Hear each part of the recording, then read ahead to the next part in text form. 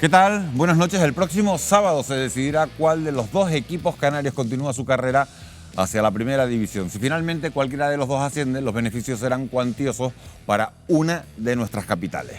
Empresarios de la hostelería y la restauración se frotan las manos ante la posibilidad de que sus equipos jueguen en una de las ligas más importantes del mundo. Viene más gente, viene más público, viene gente de la península y se vendería el doble. Se pone por la televisión, entonces se mueve la zona, entonces da dinero a la zona. Eso lo viene bien. Estamos hablando de que multiplicaríais por 4 o por 5 la facturación. Un día importante de partido contra un Real Madrid, un Barcelona, un Atlético, sí.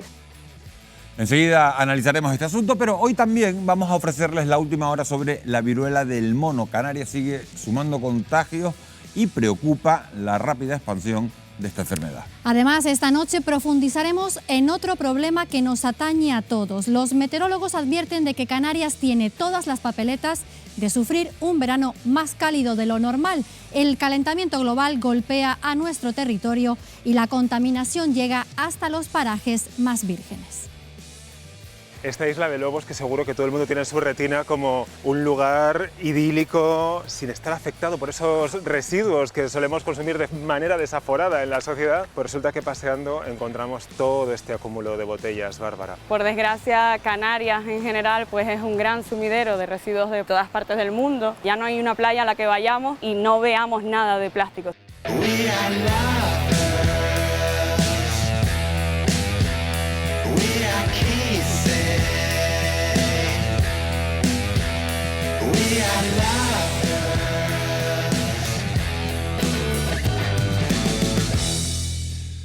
Se lo acabamos de contar, Canarias se juega en las próximas semanas mucho más que tener o no un equipo en primera división. El hecho de que la Liga Española sea considerada una de las mejores de todo el mundo conlleva una serie de beneficios que traspasan lo meramente deportivo. Las dos capitales canarias obtienen del turismo su principal fuente de ingresos y la difusión de su imagen de marca a través del fútbol puede ser enorme, puede ser inmensa. Lo vamos a ver en el siguiente vídeo.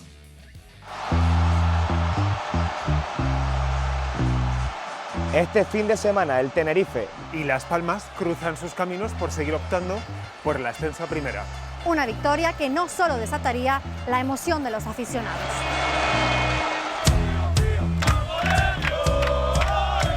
Ese sentimiento patriótico regional, consideramos que automáticamente nuestra ciudad o nuestra región está en un plano superior, es como si hubiéramos subido de nivel de alguna manera, y el hecho de estar en una ciudad cuyo equipo pasa a primera división es como si de repente las cosas empezaran a funcionar bien. Entonces esto siempre es positivo porque nos da una parte de optimismo a la vida social. También la expectación impera en los sectores económicos que podrían verse beneficiados en ambas islas. ¿Cómo cree usted que va a repercutir en la economía de este negocio si el Tenerife sube a primera división? Bueno, muy bueno. Va a subir mucho la economía de Tenerife en la zona. Para todos los que tenemos bares, es una gracia que el Tenerife ha jugado de esta manera y estamos ahí tan cerca. Viene más gente, viene más público, viene gente de la península y se vendería el doble. Se pone por la televisión, entonces se mueve la zona, entonces da dinero a la zona. Eso lo viene bien.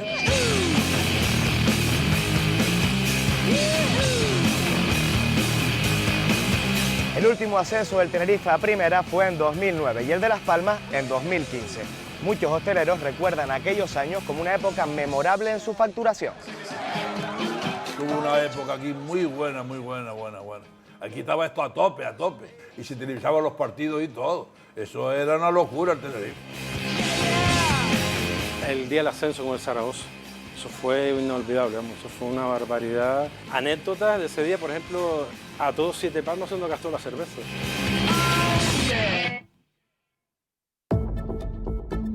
Este fin de semana el Estadio de Gran Canaria va a vivir su primer lleno total. 32.400 espectadores coparán cada uno de los asientos. Será una prueba de fuego muy clara del impacto que tendrían los negocios cercanos a los estadios un posible ascenso a primera.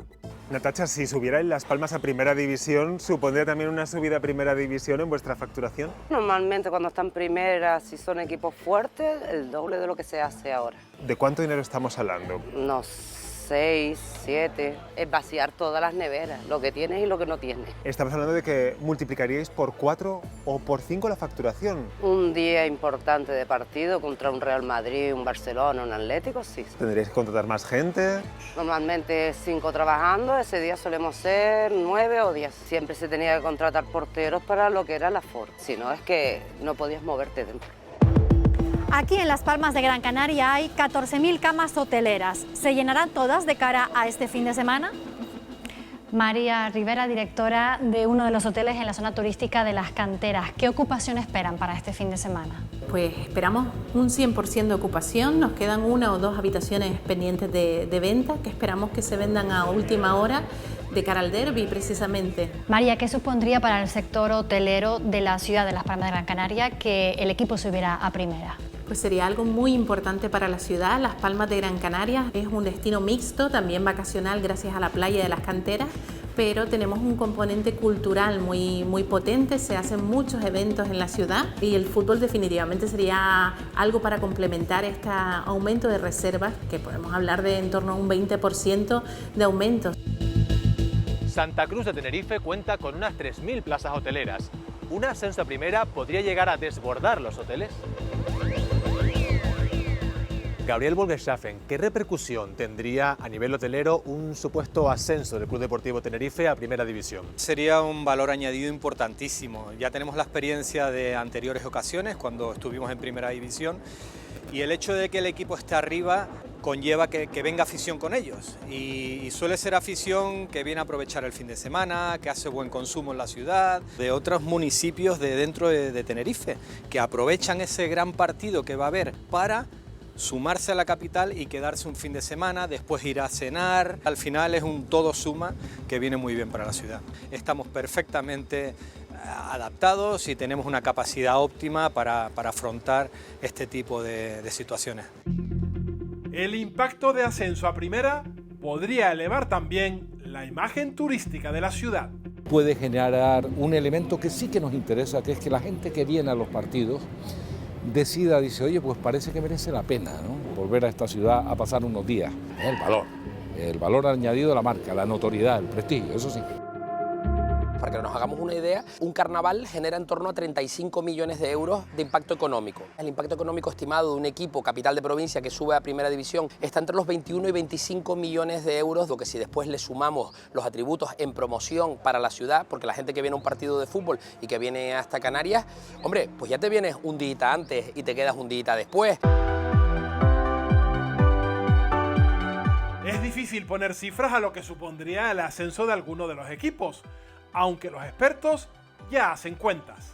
Se estima que por cada euro de gasto directo en la liga se generan en la economía 4,2 euros adicionales. Además, el presupuesto de los clubes que aumentan al estar en Primera División, se estima que el 20% se queda en la economía local a través de compras de bienes, consumos, impuestos, tasas. La presencia de un club de fútbol, la liga más importante del mundo, tiene unas consecuencias económicas muy importantes. El sábado, uno de los dos equipos dará un paso más para poner a su ciudad en Primera División.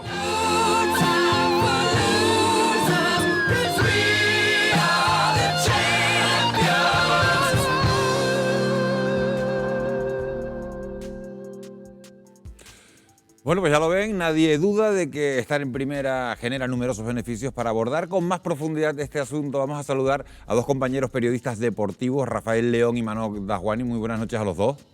Buenas noches. Hola, ¿qué tal? Buenas. Les voy a hacer las mismas preguntas a los dos compañeros y empiezo con el que juega en casa, con el anfitrión.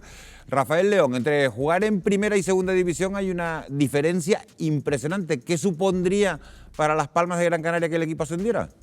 Hombre, yo creo que supondría no solo para la ciudad, sino para la isla entera, ¿no? Una buena imagen, un aumento presupuestario del equipo terrible, bárbaro.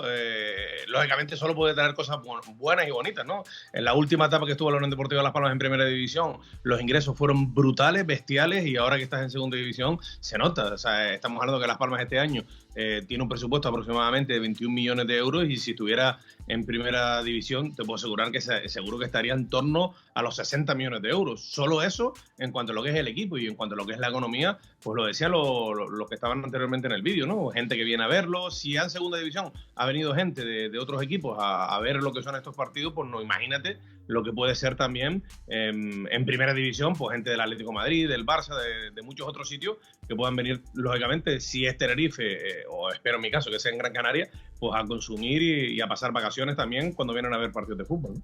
Manuel Gasbani, la misma pregunta.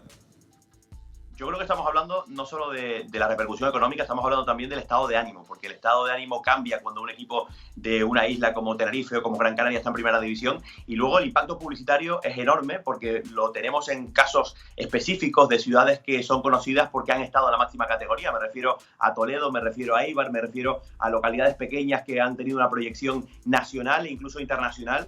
Recordamos que los éxitos europeos del Tenerife todavía son venerados y apreciados en muchas localidades de toda Europa, con lo cual estamos hablando de un cambio abismal. Significaría mucho, más todavía para Tenerife por el tiempo largo que llevamos fuera de la máxima categoría. Otra pregunta que suscita enorme interés. Rafa, después del partido de ayer en el Heliodoro, ¿qué crees que va a ocurrir el sábado? ¿Los dos equipos mantienen sus opciones? Hombre, vamos a ver.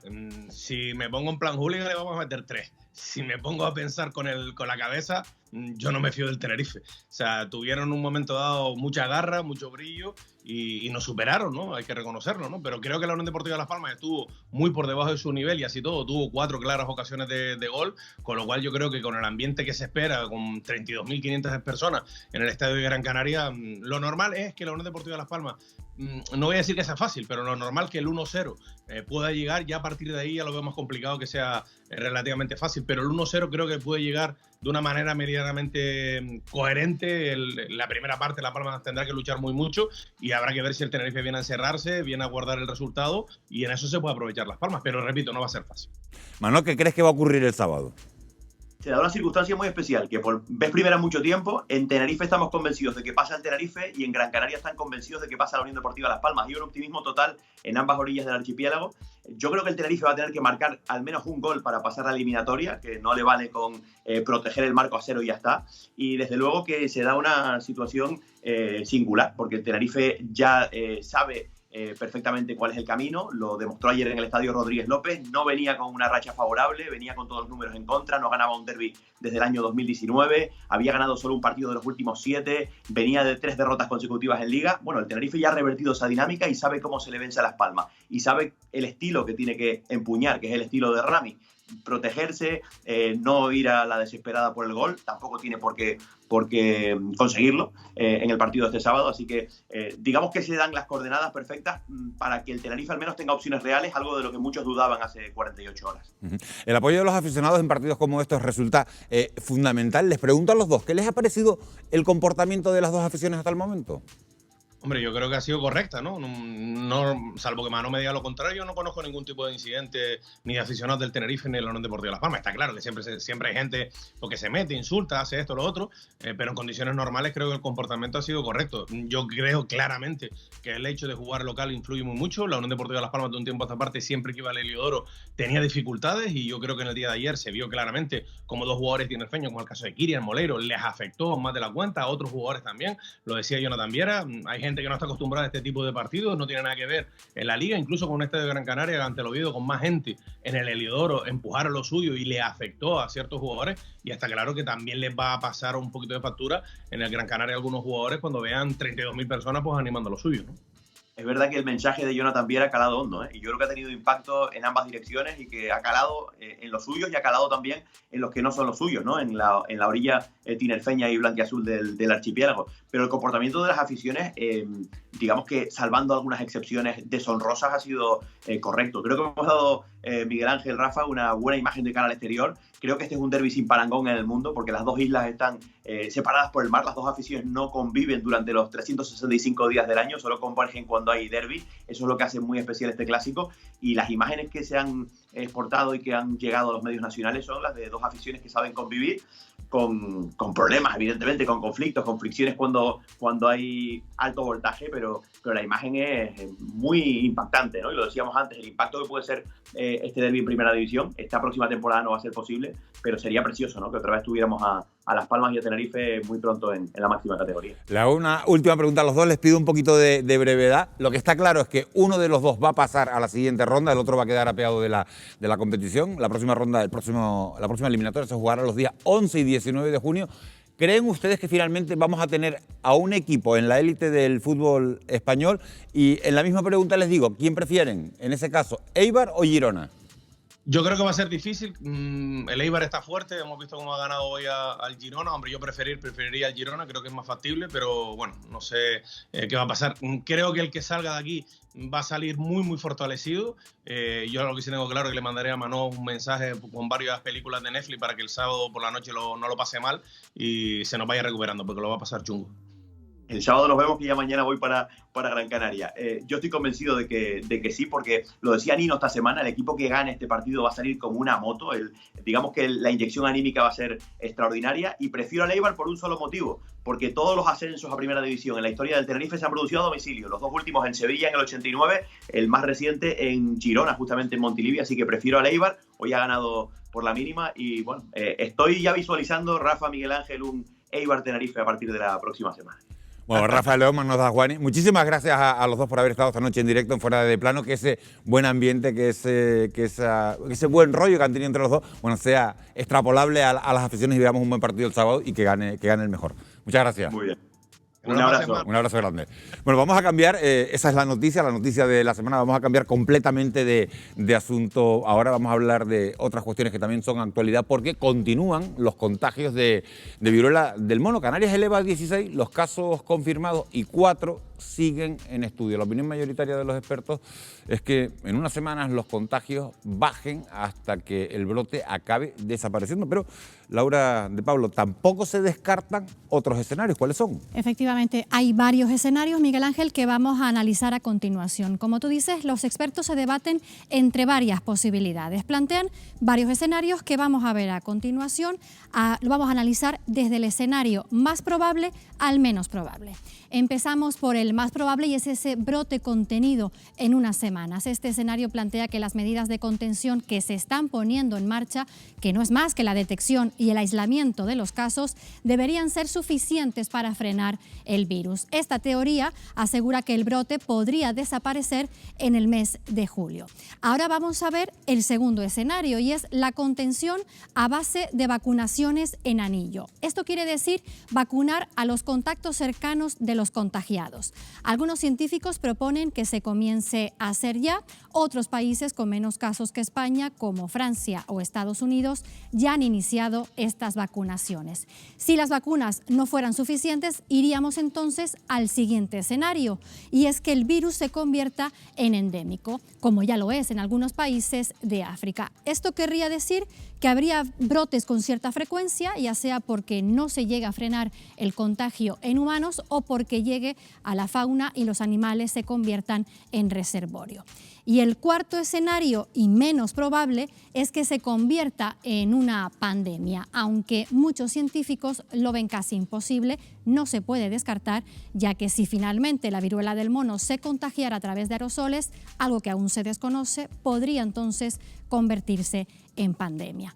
Y para profundizar en cuál de todos estos escenarios es el más probable, contamos esta noche con la ayuda del epidemiólogo Daniel López Acuña, a quien saludamos ya. Señor López Acuña, buenas noches. Muy buenas noches. Buenas noches, bienvenido. De todos estos escenarios que acabamos de mencionar, ¿cuál cree para usted que es el más probable? Mire, yo creo que la situación va a evolucionar en un conjunto del escenario 1 y el escenario 2. Siempre y cuando se tome la medida de la vacunación a los contactos cercanos. En realidad no son 4 escenarios, son 3 escenarios. El 1, que es que el brote se contiene y se agota entre julio y agosto, porque se aísla a los casos, se aísla por un mes a los casos, se vigila y rastrea estrechamente a los contactos, y desde mi punto de vista también, como lo están haciendo Francia o Estados Unidos, se vacuna a los contactos estrechos y a los profesionales sanitarios que han estado en contacto con casos de viruela del mono. Eso me parece que es lo más probable. El escenario de que esto se convierta en una pandemia es totalmente remoto. Yo creo que no hay ninguna base para alimentarlo. Esto no es el COVID. Esto no se transmite masivamente. Requiere una transmisión de contacto estrecho, de una relación muy cercana, de intercambio de fluidos corporales, de que el fluido que emana de las vesículas que se producen en la viruela del mono entre en contacto con superficies, heridas, pieles u otros fluidos corporales y esto transmita la enfermedad. O que sean gotículas gruesas pero con una exposición larga. Esto no es una transmisión generalizada por aerosoles como hemos tenido en el COVID-19. Entonces, bueno, yo creo que el verdadero escenario es el de que se contengan los brotes siempre y cuando hagamos lo que tenemos que hacer. Señor López Acuña, ¿cuánto tiempo cree que lleva el virus circulando por países como España? Bueno, mire, es que yo creo que hay que entender y contextualizar esta enfermedad. Esta es una enfermedad que se identificó por primera vez en 1958 en reservorios animales en África, en simios y en roedores. Después, el primer caso humano se identificó en 1970 en la República Democrática del Congo. A partir de ahí, lo que ha habido es contactos esporádicos de personas con reservorios animales por las cuales las personas se han infectado. Y a veces por viajes de personas a África o de personas de África al exterior o por exportación de mascotas infectadas, ha habido brotes en otros países. En Estados Unidos hubo un brote hace 20 años, en 2003 exactamente, que fue contenido después de algún centenar de casos a través de lo que mencionábamos, el aislamiento de los casos de viruela, el rastreo y seguimiento de las personas que son contactos estrechos y la vacunación en anillo o en círculos concéntricos para bloquear que vaya más allá de los contagios cercanos esta transmisión. Vacunación con la vacuna de la viruela humana. Sí. No hay vacuna de viruela del mono, eso hay que aclararlo. Entonces, esto lo que ha ocurrido es, en el caso del brote europeo, lo único extraño es que se están produciendo tantos casos en varios países. Pero tenemos todavía que establecer las cadenas de transmisión que no están claramente establecidas. Señor López Acuña, porque nos queda muy poco tiempo, le pido brevedad para esta última pregunta, porque hablando precisamente de la vacuna, la mitad de la población española no está vacunada contra la viruela. ¿Quiere esto decir que más de 23 millones de ciudadanos puedan estar expuestos a este virus? Porque esta es una duda que cala en la población. No. Yo creo que esa es una aproximación equivocada. Lo que ha existido es que la vacuna de la viruela humana se aplicó hasta 1980. Ahí se dejó de aplicar porque la viruela se erradicó y el virus se eliminó de la faz de la Tierra. En el caso de la vacuna de la viruela del mono, la vacuna de la viruela humana puede dar una protección de hasta el 80%, 75-80%. Pero en ningún momento se está hablando de que haya que vacunar a 23 millones de personas o una vacunación masiva. Ni siquiera hay suficiente vacuna en el mundo para poderlo hacer. Hay que usar la vacuna de manera selectiva, solo para interrumpir cadenas de transmisión en contactos estrechos. Y no quiere decir que todo el mundo esté expuesto al riesgo. Está expuesto al riesgo quien entra en contacto con una persona infectada. De acuerdo. Muy bien. Muchísimas gracias, señor López Acuña, por aclararnos estas dudas. Gracias. Encantado. Buenas noches. Bueno, Miguel Ángel, pues ahí la reflexión, no caer en alerta, no tiene visos a ser una pandemia como la que acabamos de vivir. Bueno, no estar preocupados, pero sí ocupados, como tantas veces hemos dicho en las últimas semanas. Muchas gracias, Laura. La viruela del mono es solo una de las muchas enfermedades que podrían llegar en las próximas décadas debido al cambio climático, un calentamiento global que además ya tiene, fíjense, graves consecuencias en nuestro archipiélago. Vean. Las olas de calor van a aumentarse su frecuencia de una forma bastante considerable. Es previsible que aumente tanto el número de frecuencias de calimas como la intensidad de estos fenómenos. Las Islas Canarias están en las proximidades de uno de los sectores que más se van a calentar a nivel planetario, que es el desierto del Sáhara. Lo que se espera en los peores escenarios es que la precipitación en Canarias pueda reducirse en torno a un 40%.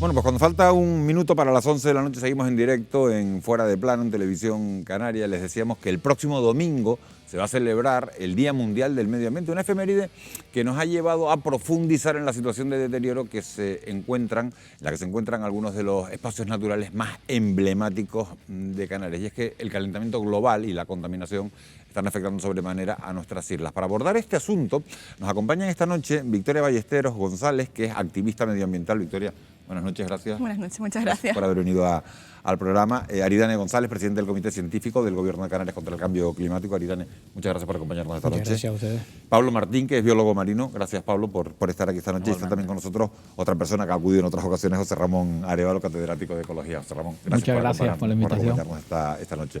Bueno, pues los expertos, como digo, tratan de alertar de esta crisis climática junto con otros factores. Es lo que ha provocado que cada vez haya más enfermedades que los animales transmiten a los humanos, como la COVID-19 o la viruela del mono, y que éstas se extiendan. Además, la subida de las temperaturas y el aumento del nivel del mar amenazan a nuestro territorio. Lo vamos a ver en el siguiente reportaje.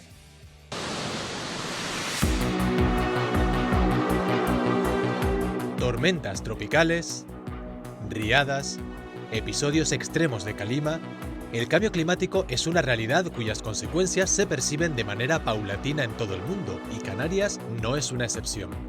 Según datos de la AEMET, la temperatura media en Canarias ha subido entre 1 y 1,5 grados desde los años 60 hasta hoy. ¿Cómo se ha modificado el clima de Canarias en las últimas décadas? En ambas estaciones se observa un incremento de temperatura importante. También se observa un aumento de las intrusiones de las olas de calor, que son cada vez más frecuentes y más intensas, y también en los fenómenos que son de meteorología adversa, tanto vientos fuertes, lluvias intensas, periodos de sequía.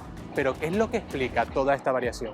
Todo esto son claros síntomas del cambio climático. Ocurre el cambio climático porque hay un calentamiento de la atmósfera, y ese calentamiento de la atmósfera se produce porque hay un incremento de gases de efecto invernadero en la atmósfera. En Canarias ya se observa un incremento de la temperatura del agua del mar en torno a 1 grado centígrado en las últimas décadas. También por medidas tanto de mareógrafos como de satélite indica un incremento significativo también del nivel del mar.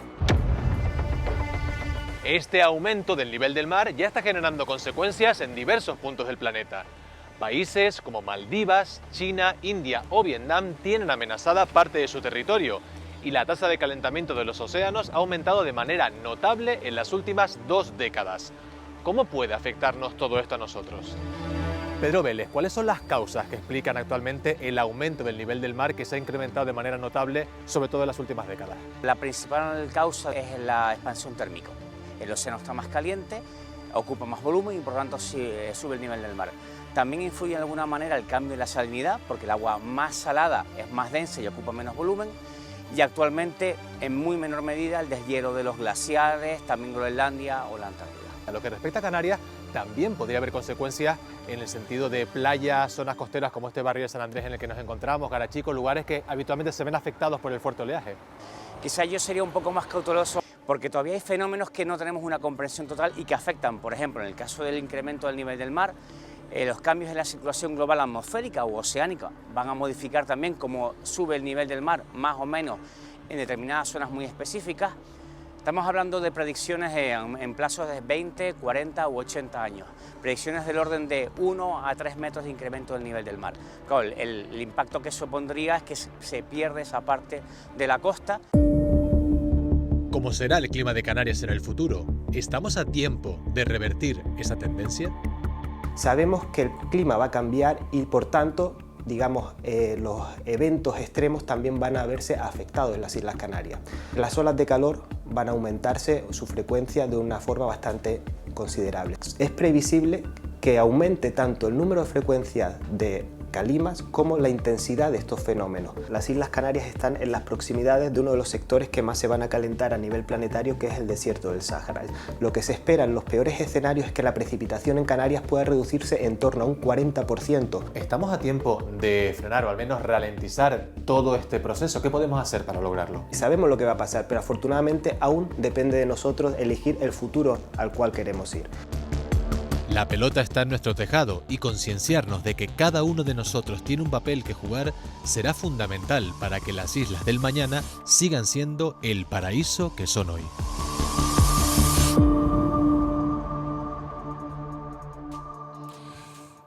Bueno, pues los meteorólogos advierten de que el cambio climático aboca a Canarias a que este próximo verano sea más cálido de lo normal. La primera pregunta que quiero trasladar a la mesa es si debemos acostumbrarnos, José Ramón, a las altas temperaturas. Bueno, pues la verdad que este comentario me es familiar porque lo he escuchado en los últimos 20 años varias veces. Incluso algunos de los veranos más fríos han hecho predicciones de que tendríamos uno de los veranos más cálidos y catastróficos de la década y no ha ocurrido. Y no es porque nos he estén dicho mintiendo. Catastrófico, he dicho cálido. Vale, no es un problema de que nos estén mintiendo, es sencillamente que es difícil hacer este tipo de predicciones de cómo va a cambiar. Ellos procuran hacer, con esta visión un poco, digamos, apocalíptica que nos han mostrado las imágenes, intentan hacer una fotografía de lo que va a pasar dentro de 100 años. Ya vemos lo difícil que es trabajar en estas circunstancias. Es cierto que nos debemos de preparar. ¿Que hay que prepararse para un verano más cálido? Hombre, hay que prepararse para un verano, y un verano suele ser cálido. ¿Que las temperaturas pueden llegar a ser extremas? Como de extremas. La temperatura más alta que se ha detectado en Canarias fue en el año 76, creo que en Gran Canaria, no sé si fue en la zona sur, en Fataga, en Gran Canaria. Hasta hoy no se ha superado esa temperatura. ¿Qué es lo que quiere decir esto? Todas estas predicciones que se están haciendo se fundamentan en modelos, y si algo nos han enseñado en los últimos 20, 25 años es que no se ha cumplido ninguno de estos modelos que estaban haciendo predicciones. A mí siempre me hace, y esto lo pongo ya como anécdota, que en el año 89, hacían una predicción de que Vanuatu estaría bajo el nivel del mar.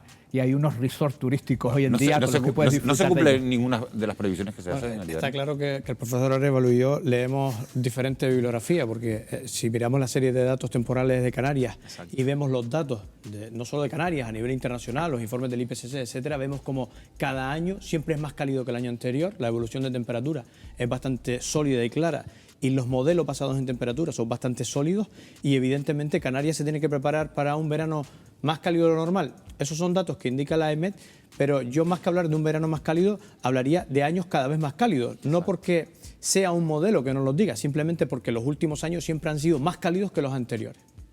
Pablo, el nivel del mar también preocupa porque en las últimas 2 décadas ha aumentado 20 centímetros y se estima que en Canarias la cota de inundación podría crecer más de un 2% de aquí a 2040. ¿Qué consecuencias tendría este escenario? Aunque la gente no lo pueda apreciar mucho, 20 centímetros para nosotros igual no es nada, pero para el mar es mucho, ¿no? Y bueno, yo creo que ya ha sabido por mucha población de Canarias que cada vez que hay tormentas o fenómenos costeros, la costa de Canarias y de muchas islas cada vez se ve más afectada, ¿no? En relacionándolo con la temperatura, también se ha comprobado que en los últimos años la temperatura del mar ha ido creciendo, ha ido aumentando. Y aunque haya aumentado a lo mejor 0,5 grados, 0,4, eso permite a muchas especies que no estaban aquí en Canarias asentarse, ¿no? Y las consecuencias igual de aquí a 20 años no las vemos así muy directas, pero de aquí a 100 años posiblemente nuestros nietos sí vean que hay zonas de costas que no van a estar como las conocemos hoy en día, ¿no?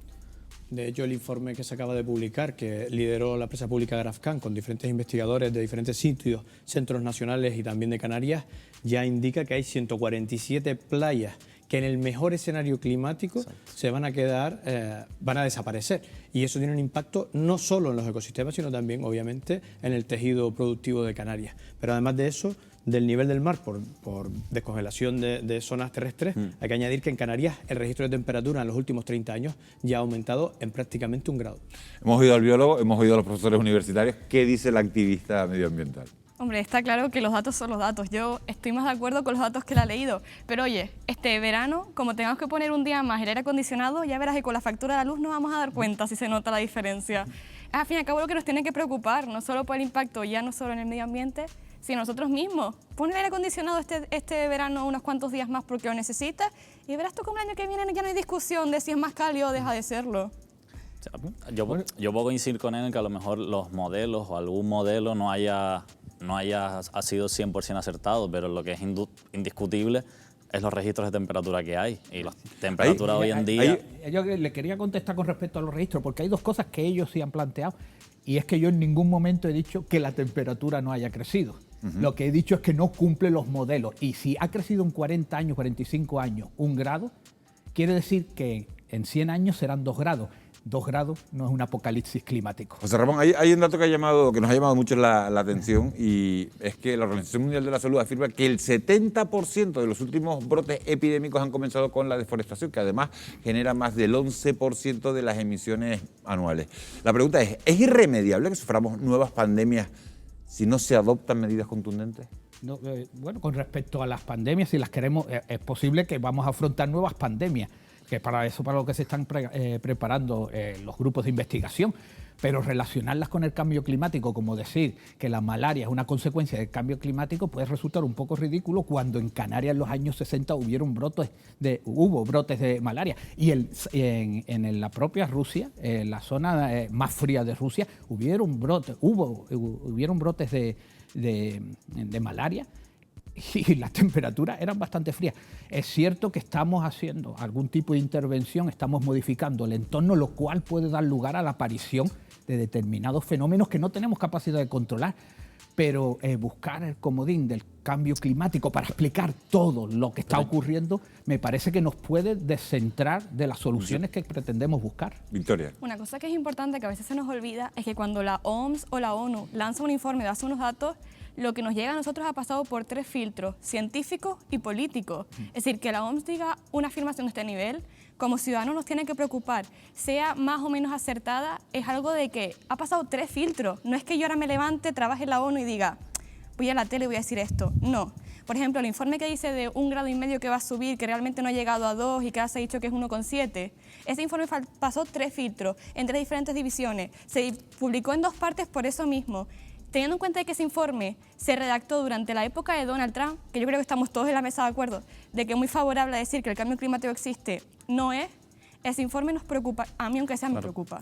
Pero yo sí que coincido con ambos en que mucha gente entiende que, por ejemplo, la pérdida de especies es consecuencia del cambio climático, algunas sí y otras no, es decir, al cambio climático hay muchos factores que lo aceleran, entre comillas, o contribuyen a ello. Y uno de esos factores es deforestación, tráfico de especies, mover especies como por ejemplo mascotas exóticas de un lado a otro, ¿no? Que antiguamente pues teníamos como mascotas perros y gatos, y hoy en día pues hay cualquier tipo de animal que no ha pasado un control veterinario y más que puede traer nuevas pandemias. Yo creo que aquí sería más riguroso hablar de degradación de los ecosistemas. Exacto. Y cuando un ecosistema está más degradado, obviamente se favorece que haya este tipo de pandemias o que crezca la zoonosis, ¿no? Pero en esa relación de degradación de ecosistemas hay varios factores. Uno es el cambio climático, obviamente, pero hay otros que son el factor humano, la contaminación, el uso de suelos, etc.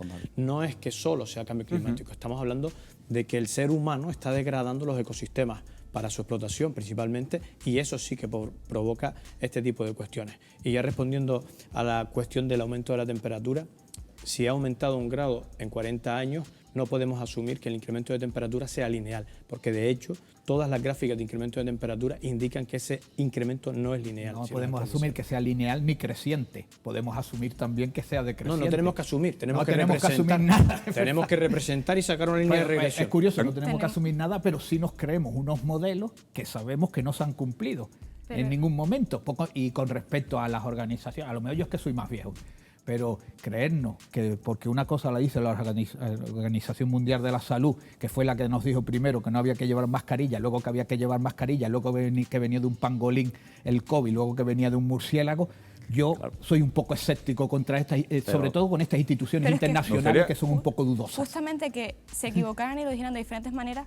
Cuando hablamos de una organización mundial no estamos hablando de una persona que ponga aquí OMS, no, estamos hablando de un montón de científicos. Estos datos no los ha hecho ni Pablo, ni los he hecho yo, ni los he hecho ustedes. Son muchísimos científicos divididos en los lugares del mundo. ¿Se pueden equivocar? Sí, pero hay que tenerles un respeto. Hemos hablado de distintas especies. Pablo es biólogo marino. En las costas canarias, Pablo, cada vez es más común la presencia de una especie que es la carabela portuguesa, una medusa que es muy peligrosa, cuya picadura puede causar estragos. ¿Su mayor presencia en las islas tiene alguna relación con el cambio climático? Lo primero que quiero aprovechar esta oportunidad para recalcar que, pero esto es un error muy común en la sociedad y en la prensa, que no se trata de una medusa, ¿vale? Biológicamente es una colonia de pequeños bichos, para que todo el mundo me entienda, y es una especie típica de aguas tropicales subtropicales. ¿Qué ocurre? Canarias se encuentra en esa región de subtropical, fauna mediterránea incluso, y la presencia de esos bichos durante muchos años pues, ha sido habitual, ¿no? ¿Qué ocurre? Que ahora las aguas de Canarias, como ya hemos comentado, se están calentando, y aunque a nosotros medio grado no lo hayamos notado, a muchos seres vivos del medio marino eso es como, por así decirlo, ponerles un paraíso. Las corrientes, esas fragatas portuguesas o esas carabelas, como le dicen también, tienen una vela que es lo que hace que el viento las empuje y las lleve hasta la costa. Y en los últimos años sí que parece que se está viendo que aumenta la presencia de estos animales en el medio marino. ¿Por qué te sonríe? Pues no, porque es cierto que los animales pues están continuamente desplazando, y es cierto que a veces aparecen donde no están, y nos llama mucho la atención cuando animales de zonas más cálidas aparecen por Canarias, pero no nos llama tanto la atención cuando animales de zonas frías también se dejan ver por Canarias, como orcas, como algunos de los tiburones de la zona más al norte del planeta. Entonces siempre me ha parecido curioso de que cuando aparece un animal, viene de zonas cálidas, pero nunca han dicho, no, las orcas son de zonas muy frías. Entonces me parece que es cierto que hay una continua desplazamiento de animales que se está viendo, pero a lo mejor porque yo vengo del campo de la ecología. En ecología entendemos que la visión estática y la fotografía del ecosistema no existe. Es un ente dinámico donde cualquier pequeña alteración, tanto natural como humana, obviamente va a provocar los suficientes desequilibrios como que cambie. ¿Te consideras un negacionista del cambio climático? ¿Cómo? Que si te consideras un negacionista del cambio climático, ¿o bueno, no? yo... Si te consideras, Es como si yo dijera... Porque te estoy oyendo y digo... son unos afirmacionistas del cambio climático. Bueno, pero simplemente por aclarar. Lo que digo es que no me creo que no esté cambiando el clima, porque nada más que hay que ver los registros, y me creo los registros, y eso que alguna vez los pillaron manipulándolo en la East of Anglia University, pillaron manipulando los datos un poco. Pero bueno, vamos a suponer que eso no pasa más. Lo que no me creo es que los modelos se cumplan, y sencillamente porque yo trabajo con modelos, y lo primero que te dice un libro de modelos, que suelen ser en inglés, dice models are not forecasting. Los modelos no son predicciones, son herramientas tremendamente útiles para trabajar. Vamos a seguir hablando de todo esto, porque tengo que ir avanzando. Dime si quieres algo, pero 20 segundos. Solo un apunte. Además de que pueden haber cambios de temperatura, también hay menos predadores en Canarias, porque por problemas como la sobrepesca se han eliminado los predadores, y por eso los vemos más. Bueno, vamos a seguir hablando de todo esto, pero me gustaría hablar de otro punto muy importante, y es la contaminación. Fíjense, ni siquiera las zonas vírgenes de nuestro archipiélago se salvan de la contaminación y del plástico. Las corrientes marinas traen basuras de lugares tan lejanos como Norteamérica o China, algo que tiene consecuencias nefastas para el medio ambiente. Lo vamos a ver.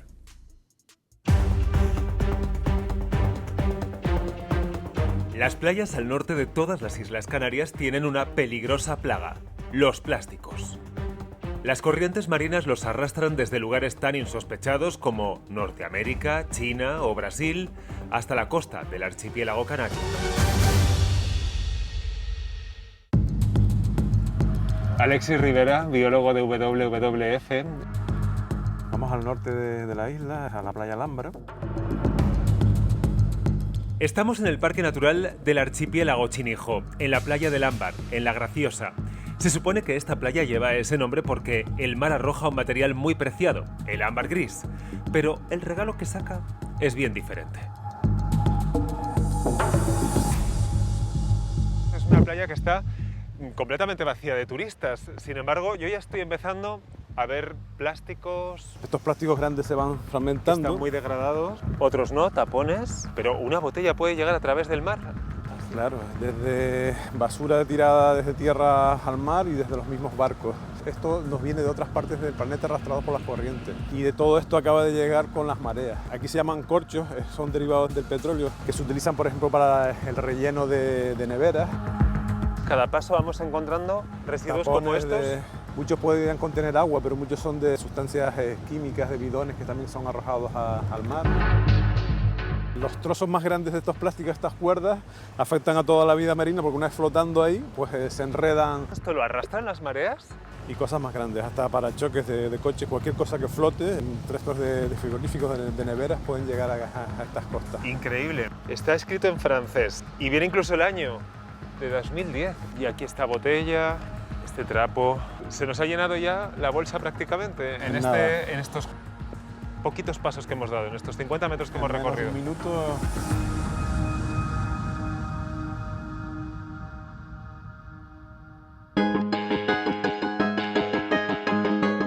Lo que hemos visto en La Graciosa no es una excepción. Sucede en la costa norte de todas las Islas Canarias, pero nos hemos querido venir hasta Lobos. ¿Por qué? Porque han lanzado una alerta por la cantidad de residuos que reciben cada día. Fíjense en estas imágenes. Son pescadores recogiendo un bidón de combustible y plásticos a la deriva en la costa cercana a la isla de Lobos. Bárbara Baroa, directora del Observatorio de Basura Marina de Fuerteventura. ¿Dónde nos llevas? Bueno, hay que tener en cuenta que nos encontramos en el Parque Natural de Islote de Lobos, que además es zona especial de protección para aves, por lo tanto hay unas zonas que están restringidas y a nosotros nos han dado el permiso para poder ver cuál es la cantidad de residuos que han llegado estos días.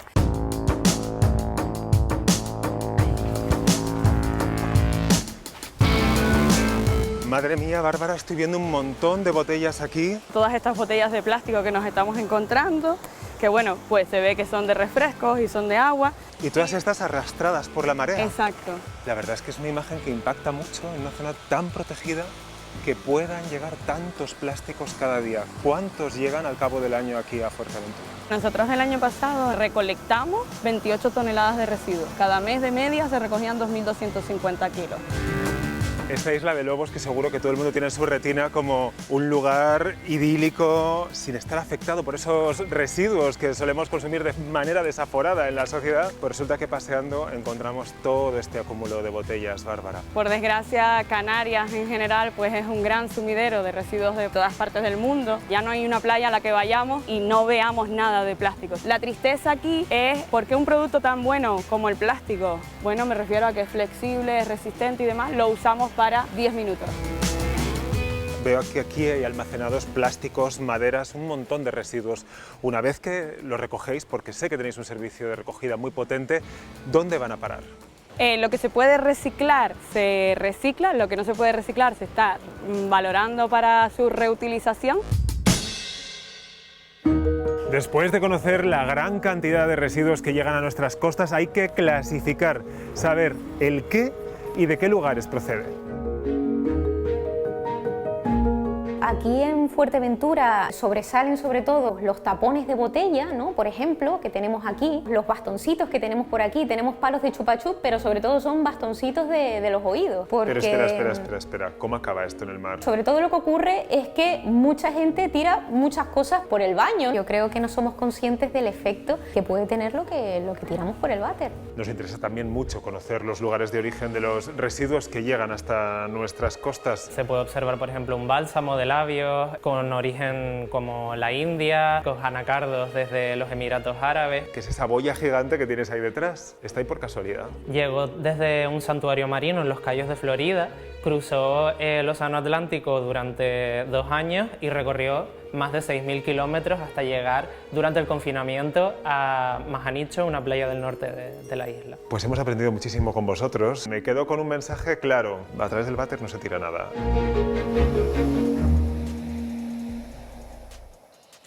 La verdad que uno ve algunas de esas imágenes y dan ganas de echarse a llorar, ¿eh? ¿Cómo afectan los residuos plásticos, Pablo, al calentamiento global? ¿Hay alguna relación?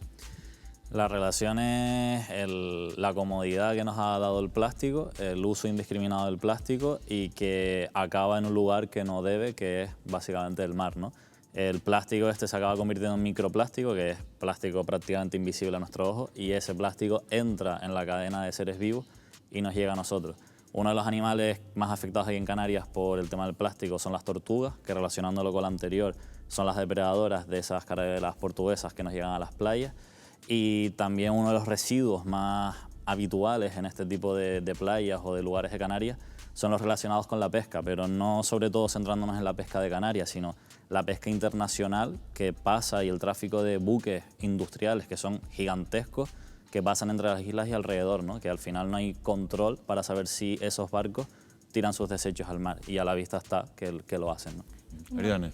Bueno, no podemos perder de vista que el plástico al final viene del fuel, viene del petróleo, y por eso tiene dos relaciones con el cambio climático. Una es porque viene del fuel, es combustión de petróleo y por lo tanto emisión de gases de efecto invernadero, que además en su descomposición también emite gases de efecto invernadero, y luego la degradación de los ecosistemas, porque como decía Pablo, pues se descompone y afecta. De hecho, ya hay estudios de investigadores de las dos universidades públicas canarias donde se demuestra que hay microplásticos en animales de toda la cadena trófica. De hecho, el grupo EOMAR de la Universidad de Las Palmas sacó una foto a una medusa, por ejemplo, con un microplástico en su interior, que fue portada incluso en alguna revista científica. Estamos viendo, y me gustaría preguntártelo, porque tú vives en Estados Unidos. Entonces, y fíjate, estamos viendo que la contaminación es un problema global, que por mucho que en Canarias estemos concienciados, que nos vamos concienciando cada día más, la basura nos está llegando de otros continentes.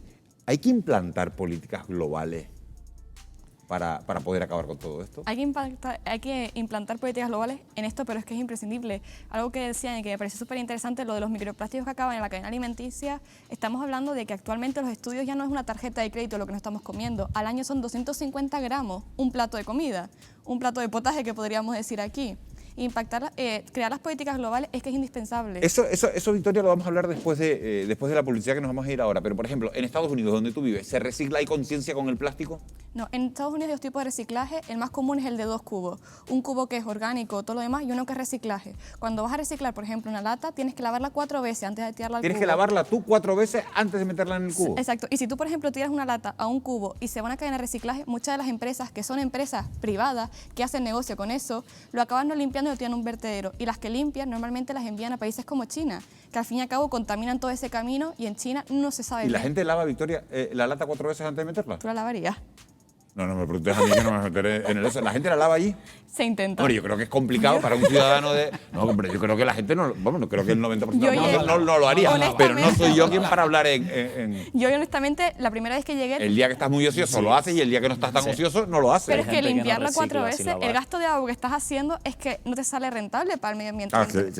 Claro, eso habría que preguntárselo a Aridane. ¿Es rentable lavar una lata 4 veces antes de ponerla ahí? Yo lo que creo ¿Dónde estamos haciendo peor el mal? Claro, tiene que estar ahí en la cadena de tratamiento de eso, donde se tiene que hacer la descontaminación de ese material. Lo que no podemos pretender es que el ciudadano además haga el agua que es como nuestro petróleo, ¿no? Porque el agua que escasea aquí como me gustaría comentar que lo que no hemos planteado es que la mejor forma de afrontar este problema es con una buena gestión de los residuos. Claro. Y esto en Canarias posiblemente sea una de las zonas, yo creo que a nivel europeo, que mejor ha afrontado este problema. A pesar de que seas negacionista, a pesar de todo eso, vamos a tratar este tema que quieres. Después de publicidad. Que se les iba a olvidar. Después de publicidad, que vamos a hablar justo de esto, José Ramón, era una broma, evidentemente, lo que estaba diciendo. Después de publicidad. Porque el plástico está presente en nuestro día a día, sobre todo a la hora de comer y a la hora de beber. Nuestro modelo de consumo abusa de los envases de usar y tirar. ¿Se han parado ustedes alguna vez a observar cuántos envases de plástico consumimos a la semana? Nosotros hemos hecho el experimento y les va a sorprender. No se vayan porque lo vamos a ver justo a la vuelta de publicidad. Profesor Octavio Pérez, ¿realmente ingerimos plástico en lo que consumimos? Pues lamentablemente sí, casi cada día, como si fuera un nutriente más, principalmente a través del consumo de pescado, ¿no? Porque realmente el medio más contaminado por plásticos es el mar. ¿Cómo podríamos medir de alguna forma la cantidad de plástico que consumimos? El consumo de 5 gramos de plástico a la semana. 5 gramos de plástico a la semana es el equivalente a una tarjeta de crédito. O sea, es como comerte una tarjeta de crédito a la semana.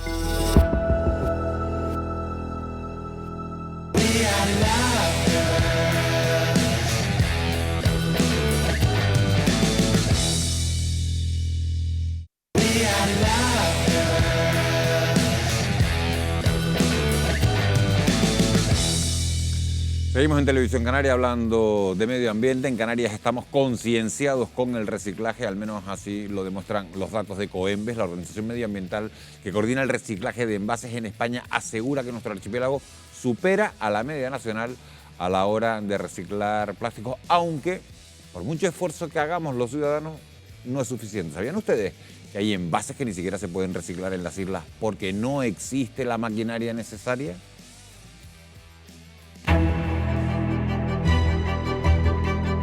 Todo en nuestra vida está marcado por el plástico, lo que comemos, lo que bebemos y hasta lo que nos ponemos para vestir. Está en cada paso que damos, tanto que nos hemos convertido en una sociedad que vive entre plásticos.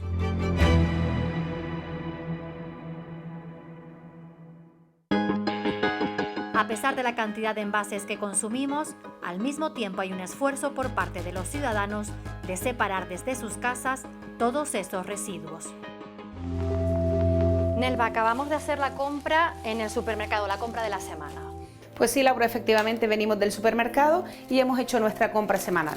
Aquí tenemos tomate, hemos comprado una botella de agua, hemos comprado un tetrabric de leche, una bandeja de plátano, el pollo, hemos comprado un champú. Durante una semana vamos a hacer un experimento. No bajes ningún envase de plástico al contenedor amarillo para hacernos una idea de cuánto plástico generamos y darnos cuenta que de forma inconsciente consumimos más de lo que creemos, ¿vale? Pues me parece genial la idea, Laura. Perfecto, sin ningún problema.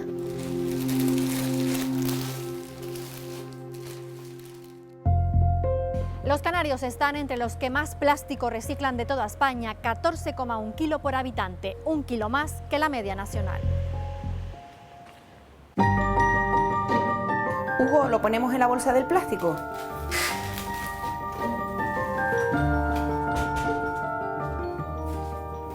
Hola, Nelva. Una semana después y todo este plástico se ha generado. ¿Te imaginabas que hubiese tanto plástico acumulado?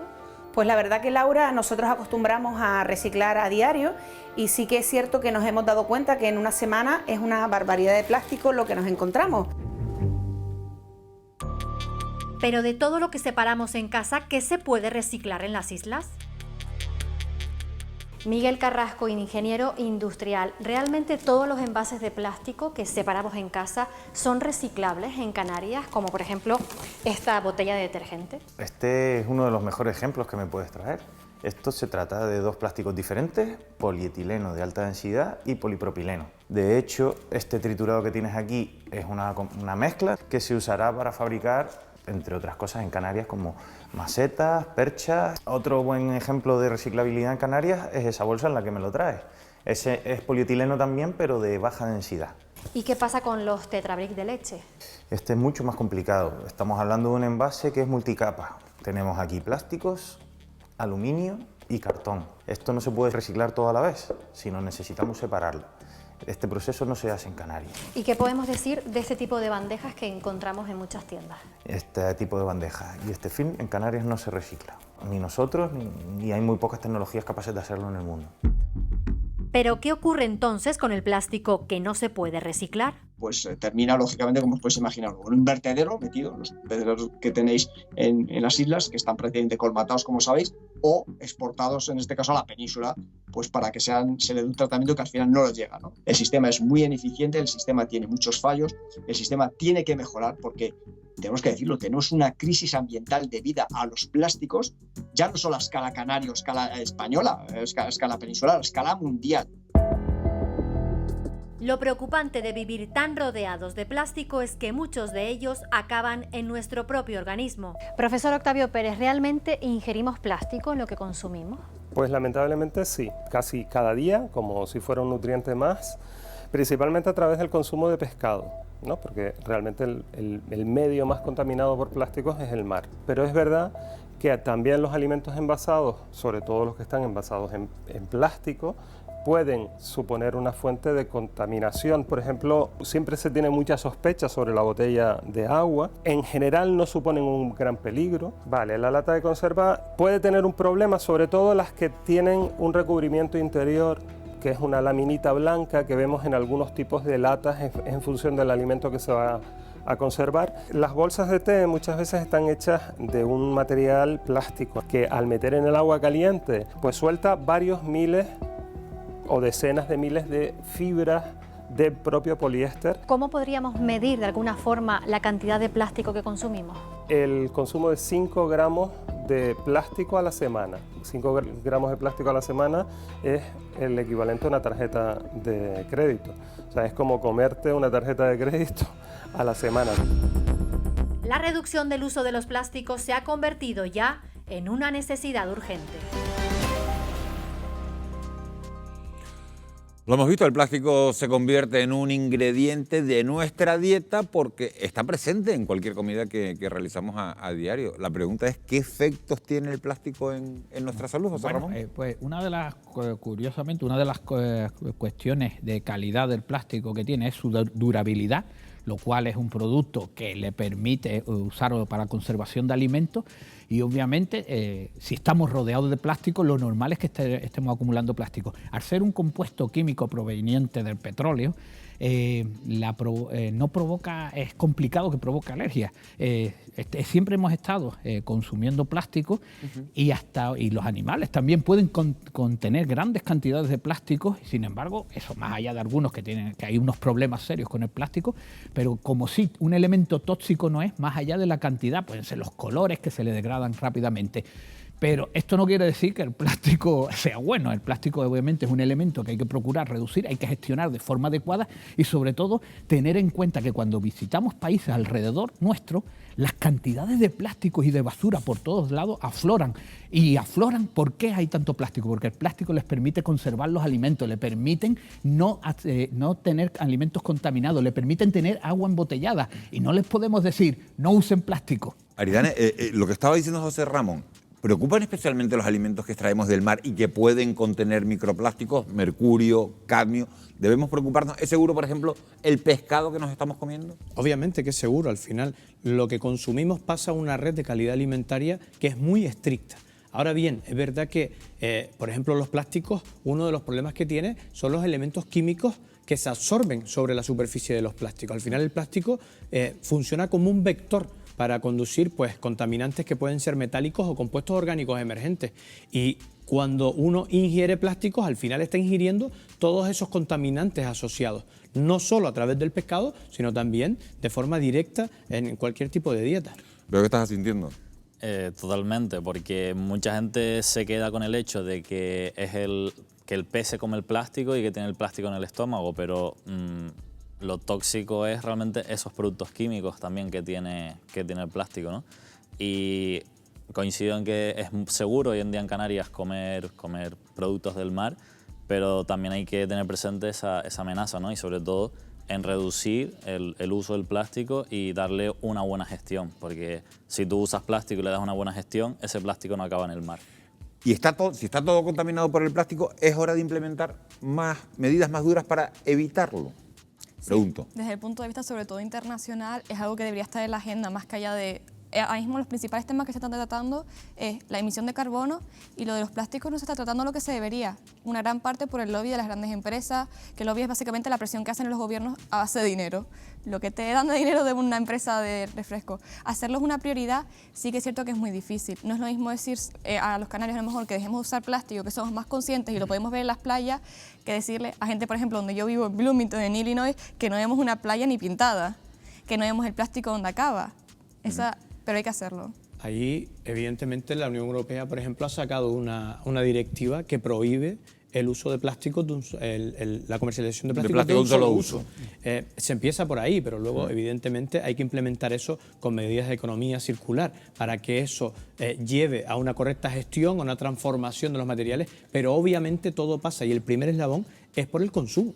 Pero es que al fin y al cabo es incluso rentable. Si ponemos a mirar Irlanda en el año 2002, un año antes de que yo naciera, ya hizo la prohibición de lo que es las bolsas plásticas de un solo uso y ganó en un solo año 22 millones de euros aproximadamente. Mira, hay una pregunta que nos hacemos. ¿Por qué no se prohíbe, por ejemplo, el sobreenvasado? Vas a un supermercado, vas a comprar y tiene plástico sobre plástico.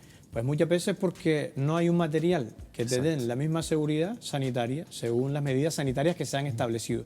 Ese es uno de los problemas que tenemos en Europa en cuanto a gestión. Y es que tenemos competencias compartidas entre cuestiones ambientales y cuestiones de seguridad alimentaria.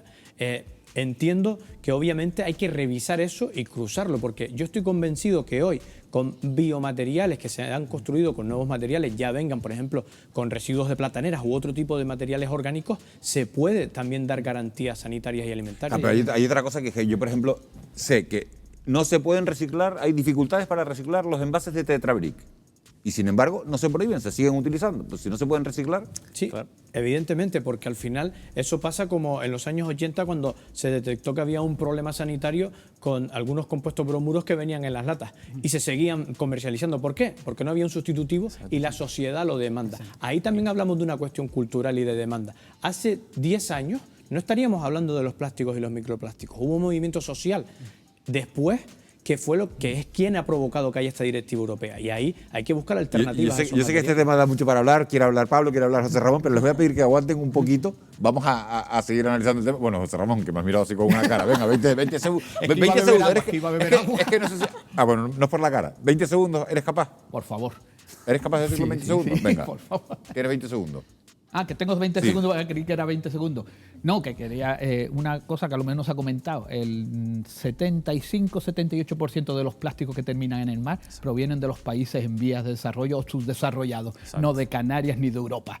Que, de nuevo, vuelvo al tema de la gestión. Bueno, estamos hablando de reciclaje, de cómo cuidar el medio ambiente, de cómo no verter toda esa basura, todos esos plásticos al mar. En los últimos años se ha tomado, la verdad que bastante más conciencia medioambiental, pero aún falta mucho camino, muchísimo camino por recorrer, sobre todo por la desinformación que tenemos a la hora de reciclar. Eso nos hace cometer algunos errores que podríamos subsanar fácilmente. ¿No es así, Laura?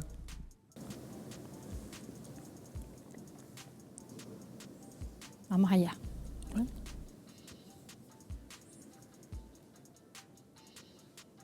Así es, Miguel Ángel. Vamos a aclarar esas dudas para que cuando separemos los residuos en casa el reciclaje sea mucho más efectivo. Y para eso nos acompaña esta noche Jacob López, de la Fundación Santa Cruz Sostenible, técnico de medio ambiente. Jacob, bienvenido. Gracias por la invitación. Vamos a intentar aclarar esas dudas. Por ejemplo, ¿cuáles son los errores más comunes cuando depositamos envases en el contenedor amarillo?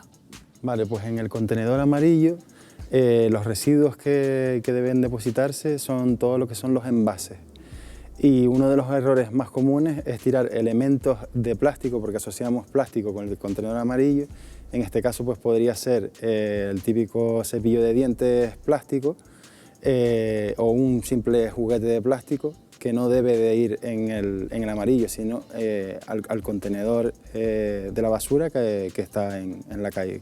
El resto de elementos, por ejemplo, bolsa de plástico, botella de agua, brick de leche, latas de conserva, sí pueden ir, van correctamente en ese contenedor. Exacto, todos estos van en el contenedor amarillo. ¿Qué otros errores, por ejemplo, encontramos en este tipo de contenedor amarillo? No sé, se me ocurre el papel de aluminio con el que envolvemos algunos alimentos. El papel de aluminio también va en el contenedor amarillo. Lo único que hay que tener en cuenta es que si está muy impregnado de orgánico, así de alimentos o está con mucho resto de, sobre todo eso, pues alimentos orgánicos, iría al contenedor de basura.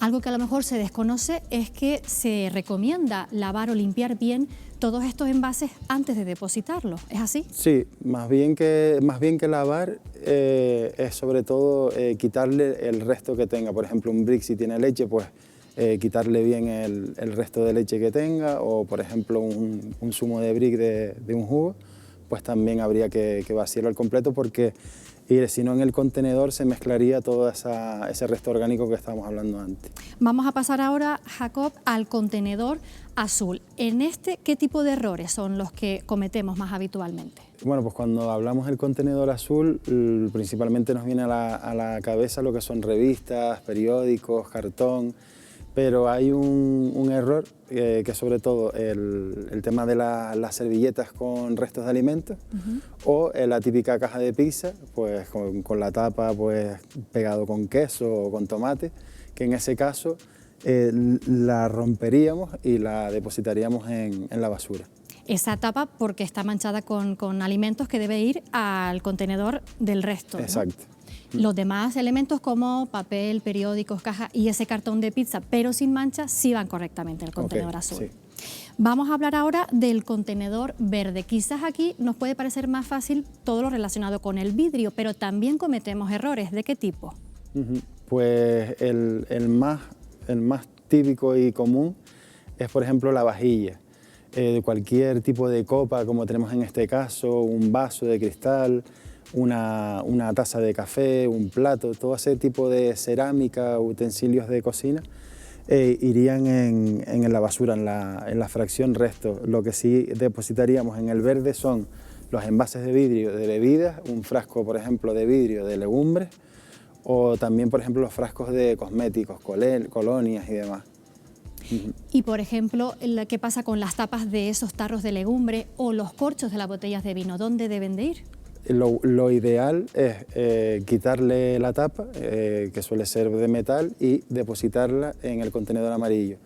Y al igual ocurre con el tapón que me dices de corcho, que en la mayoría de los casos suele ser un material sintético, que depositaríamos también en el contenedor amarillo.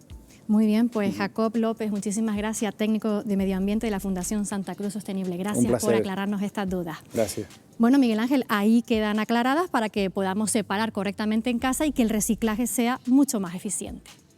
Bueno, pues reciclar y hacerlo bien es un gran paso para proteger el medio ambiente, pero no es el único. Hemos acompañado, fíjense, a una familia que prácticamente no genera residuos. Lo vamos a ver a la vuelta de publicidad. ¿Cuántos residuos más o menos generan ustedes en un día normal? Es muy complicado porque hay días que no generamos residuos, no generamos plásticos, sino solamente orgánicos.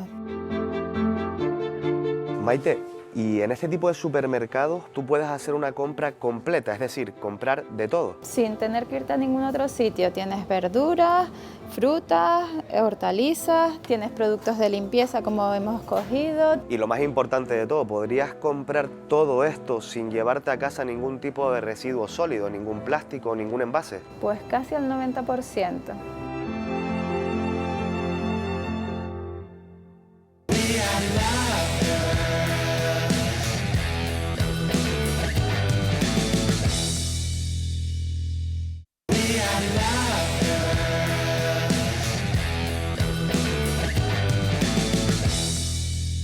Faltan 7 minutos para las 12 de la noche, pero aún tenemos en esta recta final del programa algunas cosas que contarles. Estamos hablando de reciclaje, de cuidar el medio ambiente. Fíjense, hay establecimientos donde ya se puede poner en práctica, comprar a granel incluso el champú y el gel. Hoy hemos acompañado a una familia que ha conseguido eliminar prácticamente todo el plástico de sus vidas. En Canarias, cada habitante genera unos 577 kilos de residuos al año, casi 1.300 millones de kilos de residuos anuales. Una cifra impactante que se podría minimizar en gran medida, estableciendo en nuestra vida hábitos sostenibles. La economía circular y de aprovechamiento es una de las fórmulas para conseguir este objetivo, y en esta línea se ha acuñado un nuevo concepto, el de residuo cero. Podemos hablar de las 5 R's, ¿no? Antes eran 3, reducir, reutilizar, reciclar. Ahora hemos añadido la de rechazar todo lo que no necesitamos y luego una última que es el RUT del inglés, de utilizar todos los desechos, el compostaje y reutilizar esa materia orgánica, darle una segunda vida. Lo básico es tratar de reducir el consumo en todo lo posible. En el caso de Canarias, pues muchas veces la gente dice, no, es que vamos al supermercado y está todo envuelto en plástico. Bueno, pues podemos, en vez de ir al supermercado, hay productos que podemos encontrar en el mercadillo del agricultor, la carne, el pescado, los productos frescos, frutas, verduras, y reduzco la mayor cantidad de residuos posibles, ¿no? A primera vista esto puede parecer un reto difícil de alcanzar, pero nada más lejos de la realidad. Maite lo ha puesto en práctica. Maite, ustedes en casa llevan a cabo un estilo de vida basado en el concepto de residuo cero, intentar generar los menos residuos posibles. ¿Cuántos residuos más o menos generan ustedes en un día normal? Es muy complicado porque hay días que no generamos residuos, no generamos plásticos, sino solamente orgánicos. ¿Y cómo lo consiguen? Pues creo que la base y lo más importante está en cómo nos alimentamos. Mucha fruta, verdura y poco procesado. Hacemos nosotros la leche o las bebidas vegetales. Para los desayunos pues hacemos la mermelada o el hummus o mantequilla de anacardo. Reutilizamos también los botes para el jabón de la lavadora. Desde hace 17 años, cuando nació mi primer hijo, compramos una máquina de ósmosis. No utilizamos botellas de plástico. Pues los botes que utilizamos del millo o del atún los reutilizamos para llevar la comida al trabajo. Tenemos una bolsa de tela para el pan y aquí tenemos las bolsas con las que vamos a hacer la compra. ¿Te parece si te acompaño y así me muestras cómo se hace una compra ecológica comprometida con el medio ambiente? Por supuesto.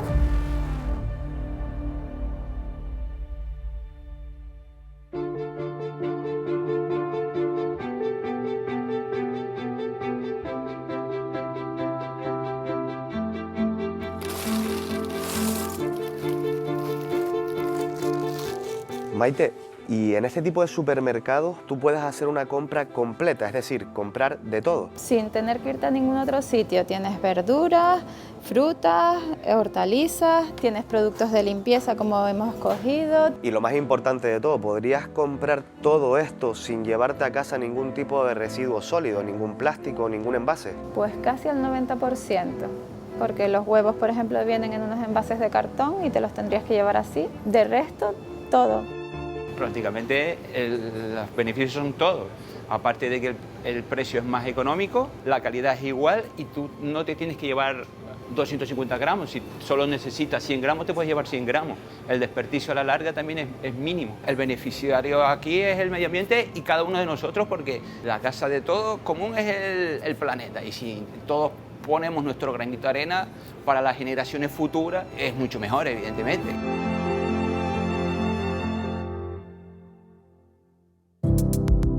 En esta carrera por generar cero residuos, la reutilización es un concepto que gana mucha importancia. Y en este terreno también nos encontramos con infinidad de posibilidades. Hola, Carlos. Hola, Pablo. ¿Qué estás haciendo? Estoy haciendo ladrillitos con todo el polietileno que me sobra. Es utilizar nuestros residuos. Es decir, si ya compramos esto, todo ese polietileno que viene, a mí me sirve. Cualquier persona en un piso lo puede lograr. Y una vez terminados, ¿qué podemos hacer con estos materiales de construcción ecológicos? Piensa, el mismo uso que le des a un ladrillo lo puedes usar. Por ejemplo, aquí vemos esta banquita hecha con piedra y adobe. Y sin embargo, si estamos viendo, pues aquí pudiéramos hacer la misma banca. Luego atamos con las tapas, con una cuerdita, y ya luego viene un recubrimiento de barro y cemento, con un fisquito de cemento. Esto es tan resistente como el ladrillo, entonces estructuralmente te funciona.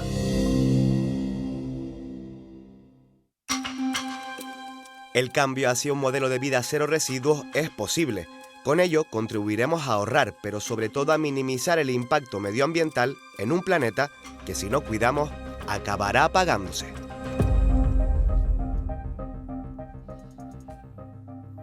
Bueno, pues después de ver este reportaje, la pregunta es obvia. ¿Se puede vivir sin plástico?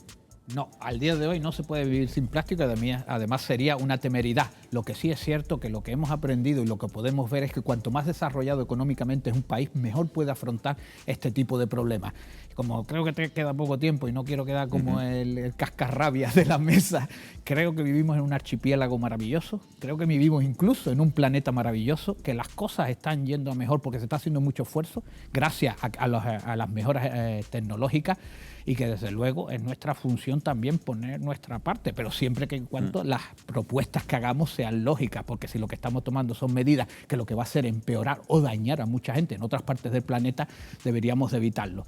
Así que creo que no podemos evitar el plástico, pero sí podemos hacer esfuerzos en gestionarlo mejor. Pablo, ¿podemos vivir sin plástico? Actualmente quizás sea más fácil que hace 10 años, por ejemplo, pero se necesita que opciones como las que acabamos de ver, comprar a granel, reutilizar productos, económicamente sea más viable para que el usuario medio y no el usuario culto y con dinero, entre comillas, pueda acceder solamente a esto, ¿no? Se necesita que cualquier ciudadano, este tipo de alternativas, sean igual de fáciles como las son las actuales, ¿no?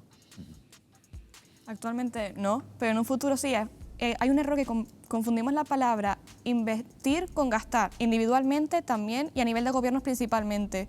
No, a lo mejor no comprar la comida a granel, pero hay cosas que son reutilizables como las pajitas que se podrían hacer y acaban siendo mucho más rentables. Es una cuestión de ser un poco más conscientes a la hora de hacer la compra.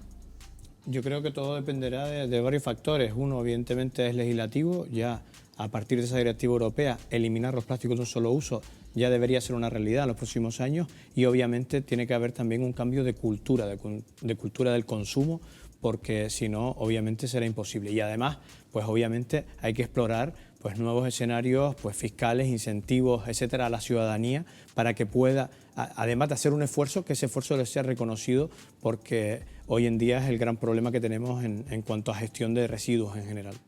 Yo quiero darle las gracias a los cuatro de verdad por habernos acompañado esta noche. Ha sido una mesa sumamente interesante, de verdad, de cada una de las perspectivas. Y bueno, y emplazarles seguro a que vengan en otro momento, porque han puesto datos que sobre la mesa que algunos ponen los pelos de punta. Dices que vivíamos en un planeta maravilloso, pero que tenemos que cuidar con todo lo que estamos viendo. Aridane González, muchas gracias por habernos acompañado. Pablo Martín, un auténtico placer haberte tenido en este estudio. José Ramón Arévalo, gracias. Por la franqueza, por la sinceridad y por mostrarnos las cosas desde otra perspectiva. Y a Victoria Ballesteros González, gracias por habernos acompañado. ¿Te quedas ahora unos meses o vuelves a Estados Unidos? Me quedo hasta agosto. ¿Y tú lavas la lata 4 veces antes de ponerla en el contenedor? Yo lo intento. Lo intentas. Vale, me quedo con eso. Gracias a los cuatro por habernos acompañado, gracias a ustedes por haber estado un jueves más al otro lado de la pantalla. Gracias por su compañía. Volvemos dentro de 7 días con otro tema de actualidad. Que tengan ustedes un muy feliz descanso. Buenas noches.